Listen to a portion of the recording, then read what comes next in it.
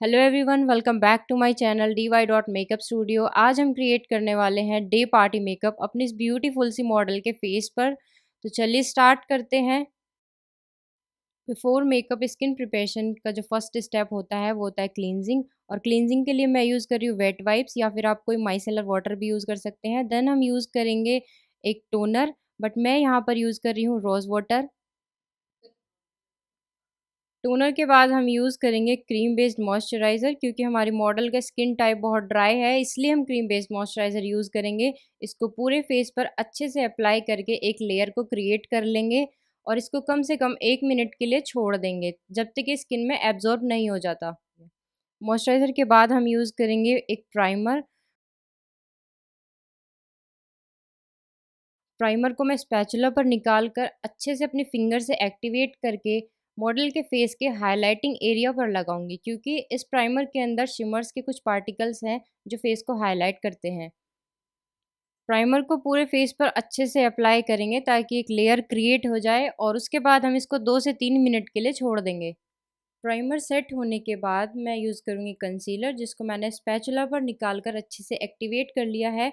इसको मैंने under eyes पर अप्लाई किया है, लिप्स के चारों तरफ अप्लाई किया है और थोड़ा सा फोरहेड पर भी अप्लाई किया है। जहाँ जहाँ पर डिस्कलरेशन होगी वहाँ पर कंसीलर का यूज़ करेंगे। कंसीलर का शेड है FS26 फ्रॉम ज़ोप्रा पैलेट। ये कंसीलर अभी थोड़ा लाइट लगेगा, लेकिन जैसे जैसे इसको ब्लेंड करते जाएंगे वैसे वैसे ये सेट हो जाएगा। और इसको सेट करने के लिए मैं यूज़ कर रही हूँ एक वेट ब्यूटी ब्लेंडर।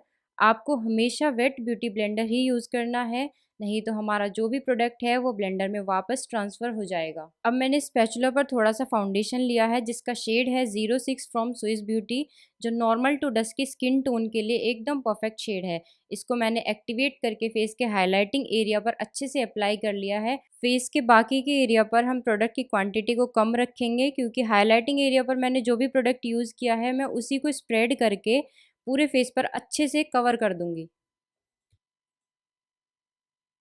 अब हम एक वेट ब्यूटी ब्लेंडर लेंगे और उसकी हेल्प से हम पूरे फाउंडेशन को अच्छे से पूरे फेस पर अप्लाई करके मर्ज कर लेंगे। इसको तब तक ब्लेंड करना है जब तक ये अच्छे से स्किन में मर्ज नहीं हो जाता। बाकी आप इस लुक के अगर फ़ोटोज़ और वीडियोज़ देखना चाहते हैं तो आप मेरे इंस्टाग्राम पेज पर जाएँ और मुझे फ़ॉलो करें। वहाँ पर आपको फ़ोटोज़ और वीडियोज़ मिल जाएंगी। इंस्टाग्राम की आईडी है dy.makeup स्टूडियो, जो मैंने स्क्रीन पर मेंशन कर दी है। फाउंडेशन हमारा ऑलमोस्ट ब्लेंड हो चुका है। अब मैं गीले बेस के ऊपर ही अपने नेक्स्ट प्रोडक्ट को यूज़ करूँगी। यहाँ पर मैं ले रही हूँ पाउडर कंटोर, जिसको मैं टॉप ऑफ द ईयर से आईज़ के आउटर कॉर्नर तक अच्छे से ब्लेंड करूँगी। कंटोर को हमेशा ऊपर की तरफ ब्लेंड करना चाहिए। और यहाँ पर मैं पाउडर कंटोर इसलिए यूज़ कर रही हूँ क्योंकि हमारा ये मेकअप लुक जो है वो डे मेकअप है। अगर यही मेकअप नाइट में होता तो हम बेस को थोड़ा ओवर कर देते और क्रीम प्रोडक्ट की हेल्प से हम यहाँ पर फेस को कटिंग देते। अब क्योंकि पाउडर कंटोर है तो एक सॉफ्ट और सटल लुक देगा। अब मैं यहाँ पर एक छोटा ब्लेंडिंग ब्रश लूँगी, जिसकी हेल्प से मैं नोज़ के दोनों साइड पर एक लाइट ब्राउन आई शेडो से हल्की सी शेड क्रिएट करूँगी, जिससे हमारी नोज़ थोड़ी पतली दिखेगी। अब हम गीले बेस के ऊपर ही ब्लश अप्लाई करेंगे। ब्लश की दो शेड को मैंने मिक्स एंड मैच किया है। डस्की टोन के लिए जो एक परफेक्ट शेड होना चाहिए वो मैंने क्रिएट किया है। और ब्लश को भी हम वैसे ही यूज़ करेंगे जैसे हमने पाउडर कंटोर को यूज़ किया था। एक फ्लफ़ी ब्रश की हेल्प से ऊपर की तरफ ब्लश को अच्छे से ब्लेंड करना है। ब्लश को आगे तक ज़्यादा आगे तक मर्ज नहीं करेंगे, क्योंकि मॉडल का फेस ऑलरेडी बहुत चबी है, तो एक लिफ्टेड लुक देने के लिए हम इसको पीछे की तरफ ब्लेंड करेंगे। नाउ मेकअप बेस को सेट करने के लिए मैं यूज़ कर रही हूँ banana loose powder from Swiss beauty. Dusky tone के लिए हमेशा बनाना पाउडर ही यूज़ करना चाहिए, क्योंकि इसका येलो टोन होता है और डस्की टोन पर येलो टोन का पाउडर अगर यूज़ करते हैं तो बहुत अच्छा लुक देता है। मैं इसको सबसे पहले अंडर आइज़ पर लगाऊंगी ताकि क्रीज लाइन ख़त्म हो जाए। उसके बाद मैं इसको स्माइल लाइन्स पर लगाऊंगी। देन हम थोड़ा सा चीक एरिया पर भी लूज़ पाउडर का यूज़ करेंगे और इससे मेकअप में जो शाइन आ रही है एक तो वो भी कवर हो जाएगी और आपका मेकअप जो है वो लॉन्ग लास्टिंग भी रहेगा। इसके बाद हम यूज़ करेंगे हाइलाइटर। मैं हाइलाइटर आई मैजिक का यूज़ कर रही हूँ। एक फ़ैन ब्रश की हेल्प से हम हाइलाइटर को फेस के हाइलाइट एरिया पर अच्छे से अप्लाई कर लेंगे। बेस हमारा ऑलमोस्ट कंप्लीट हो चुका है। अब हम एक बड़े से फ्लफ़ी ब्रश की हेल्प से एक्सेस पाउडर को अच्छे से डस्ट ऑफ कर लेंगे। अब हम स्टार्ट करते हैं आई मेकअप। सबसे पहले हम एक स्पूली ब्रश की हेल्प से अपनी आईब्रोज़ को कॉम्ब कर लेंगे उसके बाद हम एक डार्क ब्राउन पेंसिल या फिर आईब्रो फिलर से आईब्रो को अच्छे से फिल कर लेंगे। ध्यान रखिए कि आईब्रो के सेंटर से लेकर एंड तक हमें डार्क ब्राउन कलर यूज़ करना है और अपने स्टार्टिंग पॉइंट पर हमें लाइट ब्राउन कलर यूज़ करना है, वरना बहुत ही ड्रामेटिक लुक क्रिएट हो जाएगा। यहाँ पर मैं दूसरी आईब्रो को भी डार्क ब्राउन पेंसिल की हेल्प से अच्छे से फिल कर रही हूँ और इसको स्पूली ब्रश की हेल्प से ही मैं आगे तक मर्ज कर दूँगी। अब मैं आईज़ पर यूज़ कर रही हूँ काजल। काजल मैंने यूज़ किया है माई ग्लैम का, जिसको मैं आईज़ की वाटर लाइन पर यूज़ कर रही हूँ। ज़्यादा बाहर तक स्प्रेड नहीं करूँगी क्योंकि मुझे इसको एक लाइट ब्राउन कलर के आई शेडो से मर्ज करना है। क्योंकि हमारी मॉडल की आईज़ ऑलरेडी बहुत बड़ी हैं, इसलिए मैंने ब्लैक काजल यूज़ किया है। यहाँ पर मैंने एक लाइट ब्राउन कलर का आई शेडो लिया है, जिसको मैंने अच्छे से लोअर लैश लाइन पर ब्लेंड किया है। नाउ इसी शेड को मैं दूसरी साइड भी ब्लेंड करने वाली हूँ, जिससे आपका काजल स्प्रेड भी नहीं होगा और लोअर लैश लाइन पर बहुत अच्छा लुक भी क्रिएट हो जाएगा। ब्रश मैंने लिया है छोटा-सा ब्लेंडिंग ब्रश।